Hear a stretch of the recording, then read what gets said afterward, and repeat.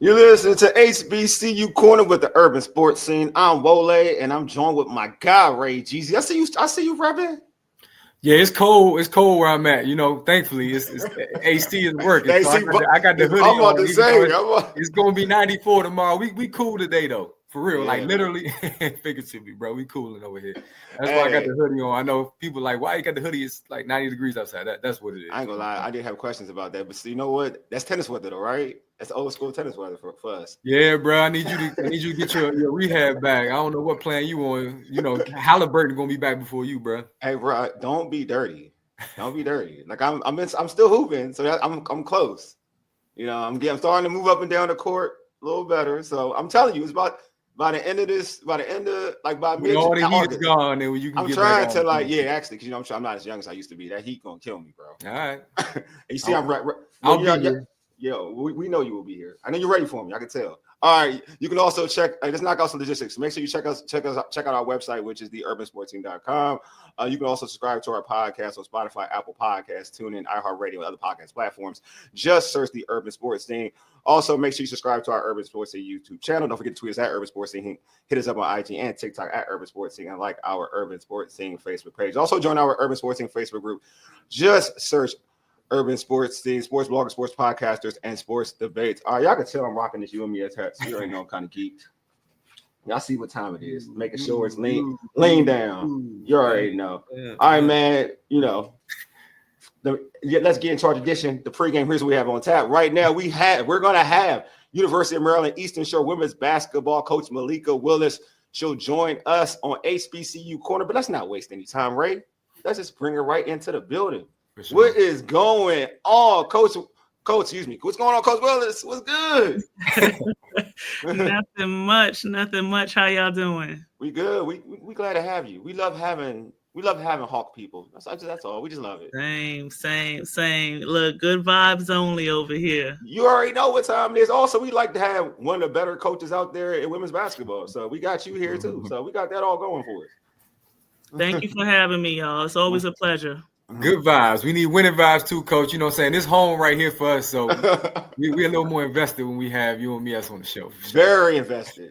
Very. Absolutely. And I see you got tan, so hopefully you've been out Ocean City. You enjoying life down that way.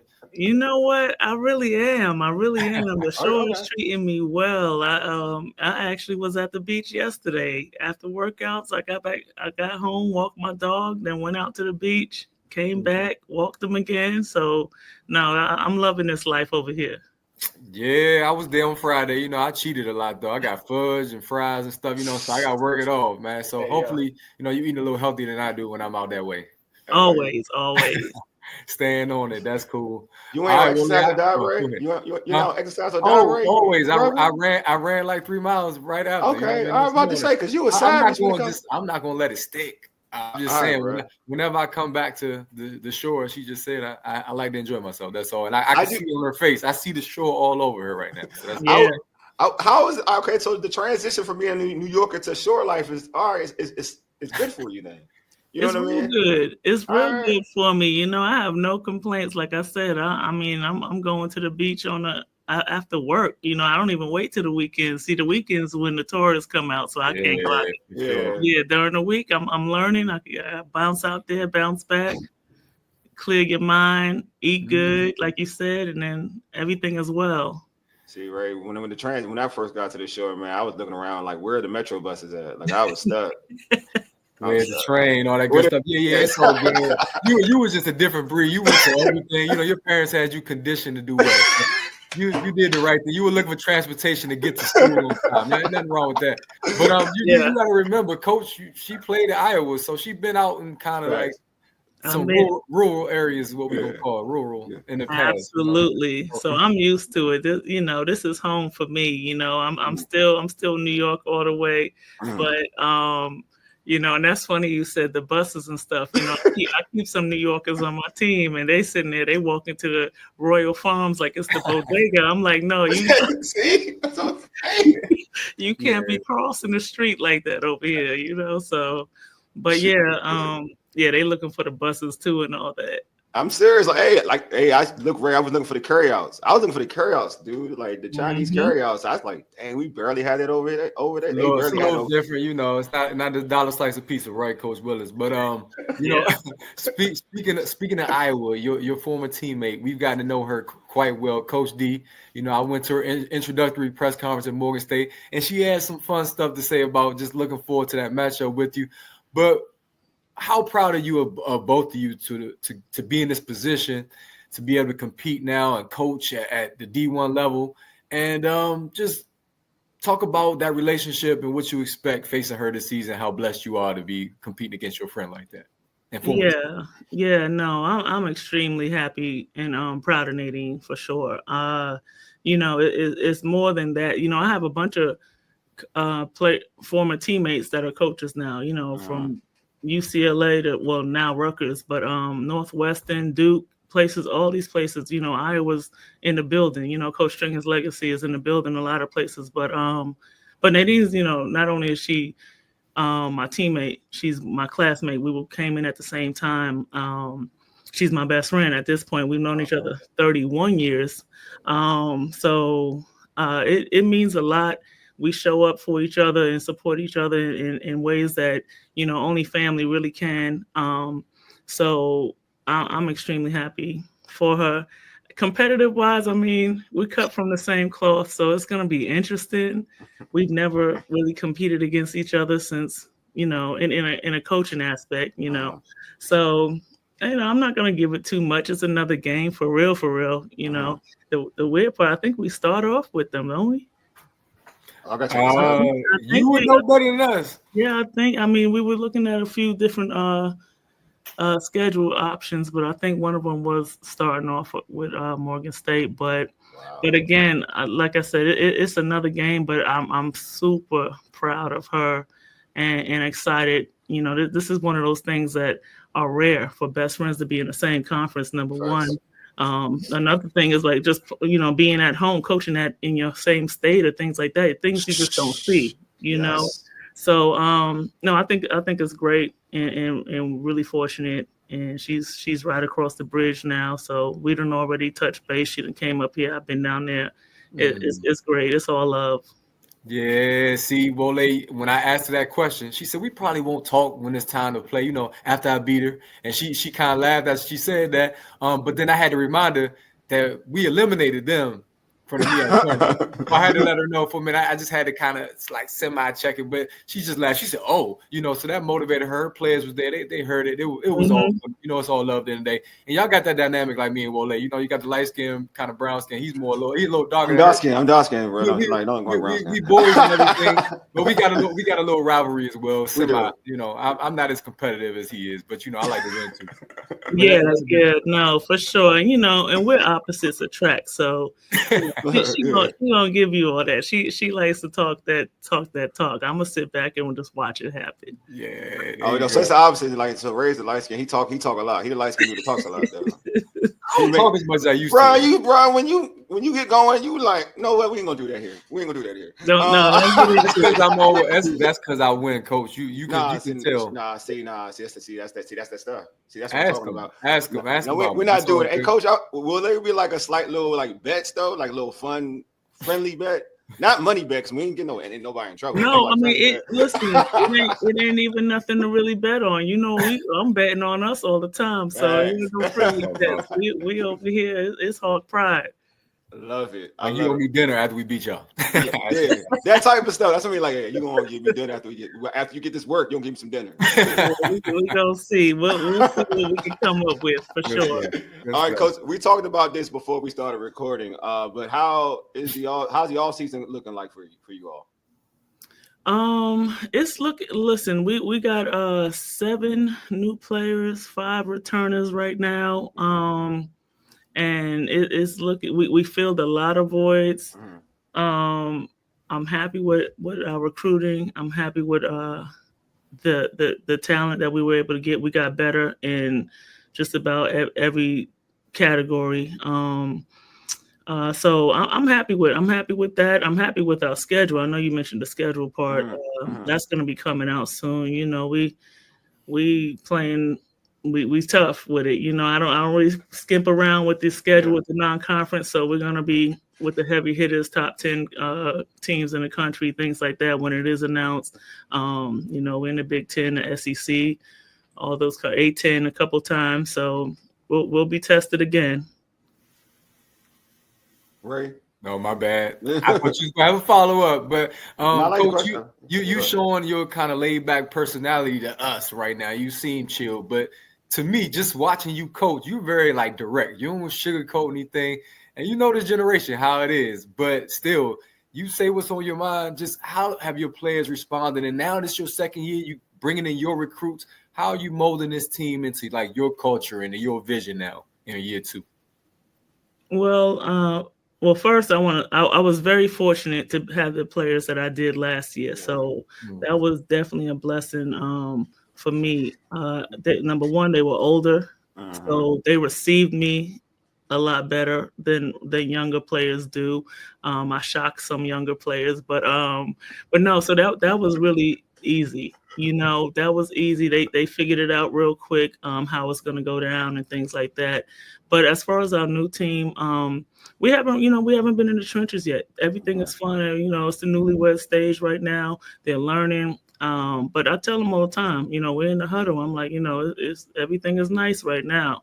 And so so we got to learn right now. It's no reason for anybody to be down on themselves for missing a shot, dropping a pass, things like that. But don't do it again, kind of stuff. So, I'm a person. I don't have a lot of.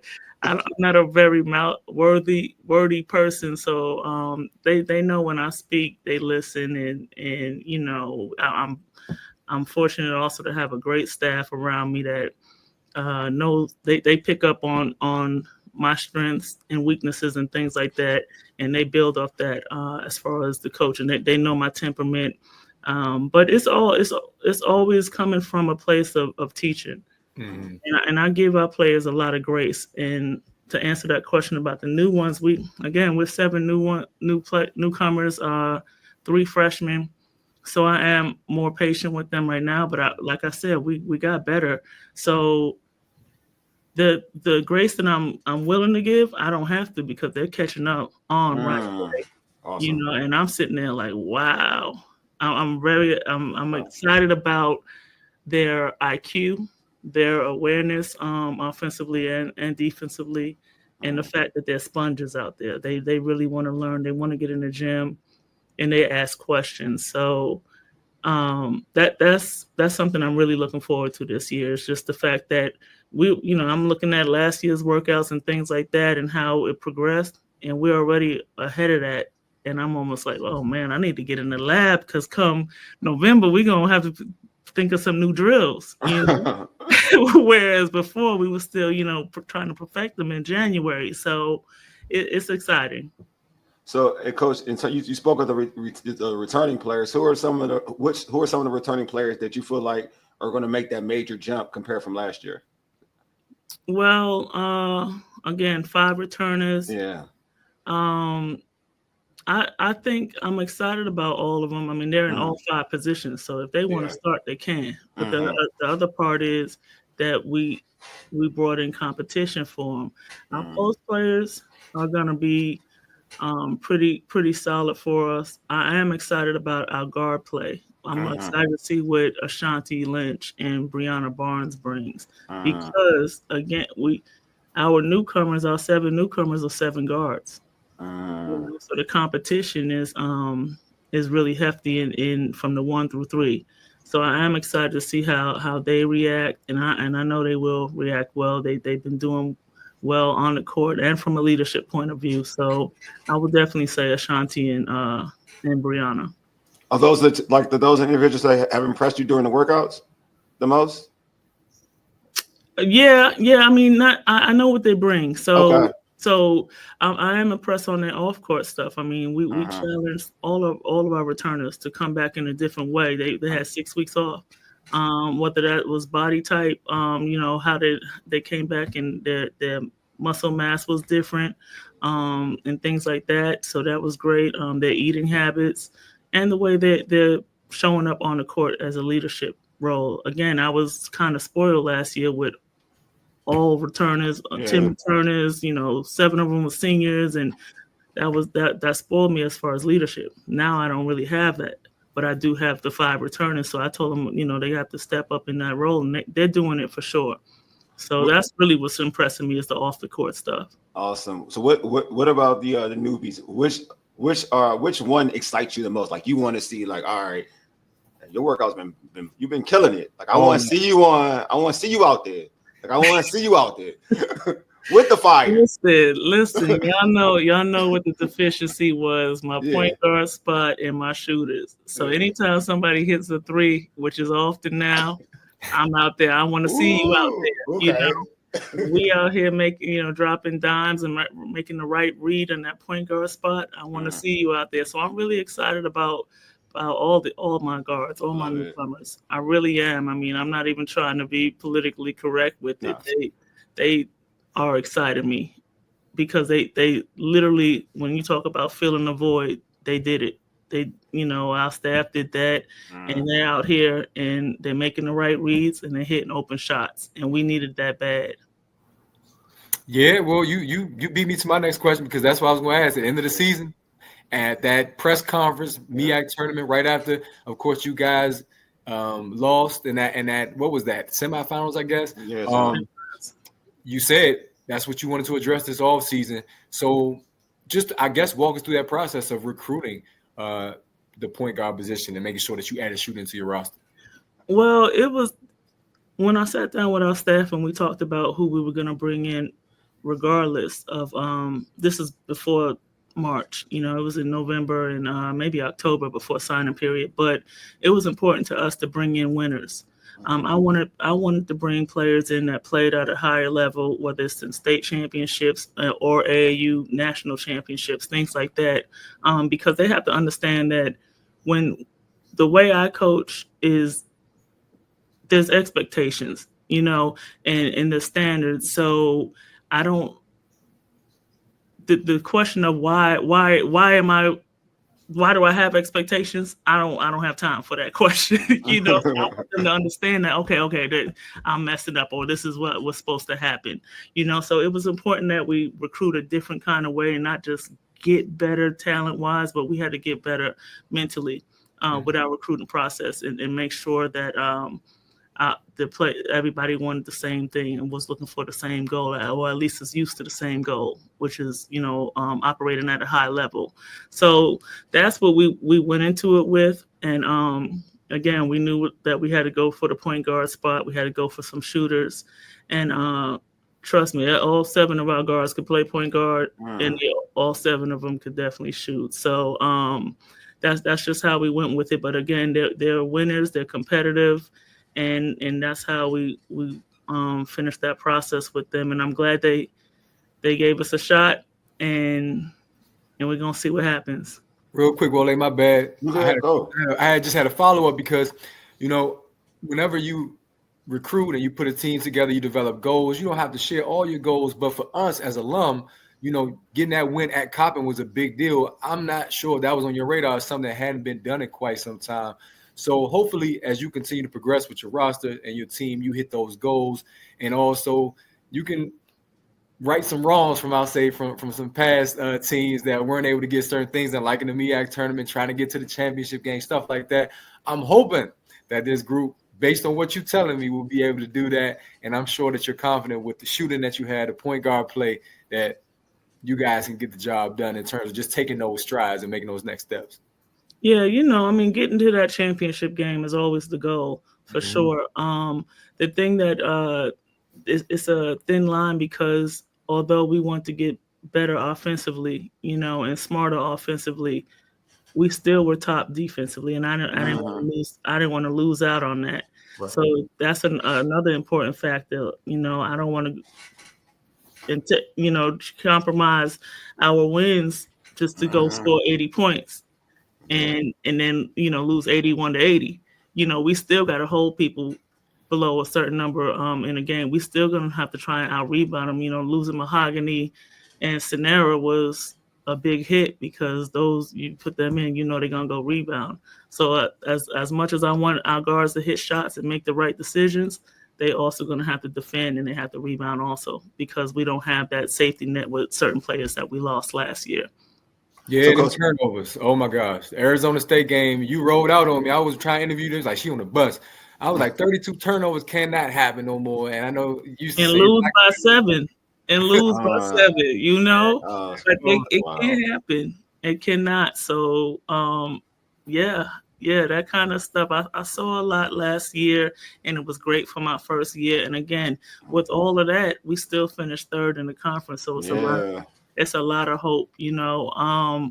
But it taught me a lot on the direction we have to go, and I'm thankful for them lessons.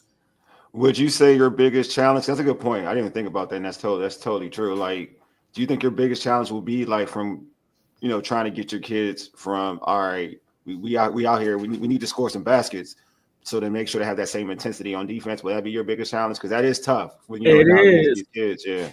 You know, and that again is something that I thought about. So it's gonna be tough, you know, because again, our workouts are focused offensively right now. But I'm a defensive coach, so once we switch gears, it's gonna be hard to, you know, your legs. It's easier to make a layup than a 3 when I'm telling you to defend full court, you know. So you get it on the other. So now we're gonna really have to transition them and condition our players differently. Well, last year they were more conditioned just to go, you know, full court defense, because we knew that's how we were going to score. Now we can score in multiple ways. So, but I still, you know, it is something that we talk about and we have to make sure we keep in mind. Again, not to lose our identity, because we are a defensive team. That's dope. And coach, and you're happy with the way, because like you're just, to me, like progression, and you're showing so much progression from last season even towards the end of last year, and now like what you're saying now in terms of having the shooters and the point guard play that you aspire to have. Are you feeling like you're happy with the direction your program is going? Because, you know, obviously when you're building a program, it's stages to it, and now at this stage, would you say like, yeah, this is definitely where I want to be at? Yeah, no, I'm extremely happy. I'm happy with the way everything's going. I really am. And now that everybody's on campus right now and seeing how it's working out together and how they're gelling on the court, it's great. It's great. I'm very happy with it. So, you know, we're just gonna have to keep teaching, and they're gonna have to learn a lot about our system and things like that, because they are new. It's a huge learning curve, just like it was last year for the older players. You know, just it was a new coach, but it'll come along. Like I said, the IQ is there, you know, and the leadership from our upperclassmen is there. They're definitely, you know, answering a lot of questions for our newcomers. So we got a good thing going on right now. Basketball IQ is essential. It is. It is essential. It really is. Folks don't know it, but it really is. No, I'm telling you, you know, it's that's all I'm saying. You know, but yeah, so it has to outweigh, you know, you got to have more people on your team that understand than the ones that don't. You know, everybody learns differently, but it's an uphill battle when you got to continue to repeat yourself and you know, try and teach the same thing for months. You know, it has to translate onto the floor at some point. Facts. Hey, Coach, well, thanks for being on. Before we end this show, is there anything you would like to add? What are you laughing, Ray? What are you laughing for, Ray? I'm waiting to see what she's gonna say. You know what? I'm good. I'm just glad I get a chance to see y'all. Like I said, everything is good right now, you know. And no, we're not gonna do them 30 turnovers. I don't care who we play. I mentioned the Cobman game, and Cobman game it was only like 17. I was like, we making progress. You was like, still not enough for me. It's still no. That's still a lot. Yeah.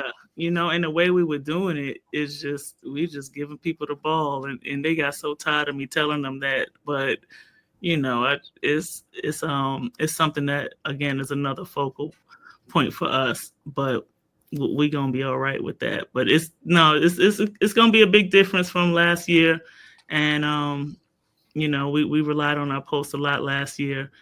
And we definitely gonna put more pressure on our guards this year, because they're gonna have to compete for sure to propel us forward. Well, God willing, we're gonna be down there for some games. Definitely gonna be there for the MEAC tournament. So, and I'll try to have my cheering because I tend to be bad at it. Because I got to be part of media, so I'm bad at like holding my emotions in. I won't say nothing. Don't say nothing. Just don't say. All right, man. Anyway, appreciate you for being on. This has been dope. Anyway, folks, thank you all for tuning in. Anyway, you've been listening to the Urban Sports Scene for ages. You dig? Deuces. We are out. Peace.